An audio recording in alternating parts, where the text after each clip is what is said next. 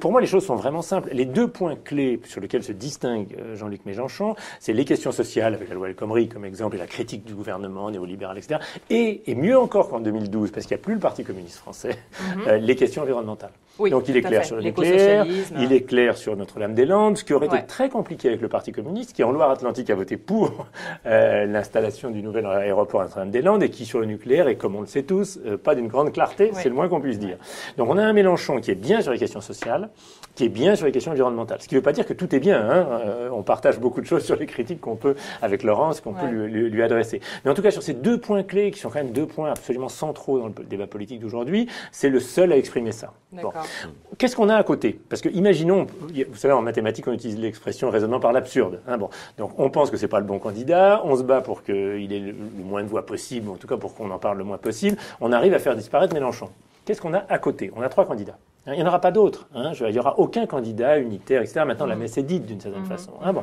On a Duflot, on a Poutou, on a Artaud, qui, à eux trois, font... C'est pas négligeable. J'ai regardé les derniers sondages avant de venir ici. En ce moment, Mélenchon est crédité de 13 à 15, c'est beaucoup. Et les trois candidats sont crédités de 3 à 5, ce qui est beaucoup aussi. Donc, au total ou chacun? Au total. Ah, d'accord. Chacun, ne rêvons pas. Au total. Mais ce qui donne, si on prend les additions maintenant, 13 plus 3, 16, 15 plus 5, 20. On est donc dans un créneau, aujourd'hui, on est fin septembre, on verra, on a encore 6 mois avant la présidentielle, de près de entre 15 et 20%.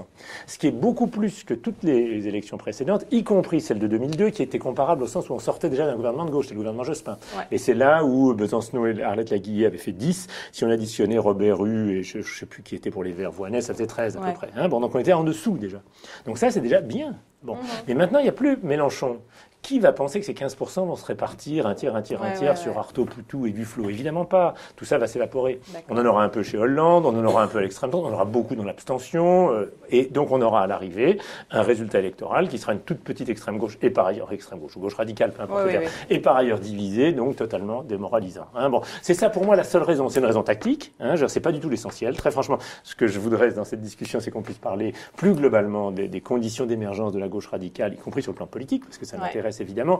Mais en tout cas, sur cette élection-là, pour moi, les choses sont beaucoup plus précises et beaucoup plus simples. C'est comment faire pour donner le moral le meilleur possible à ceux qui luttent avec nous.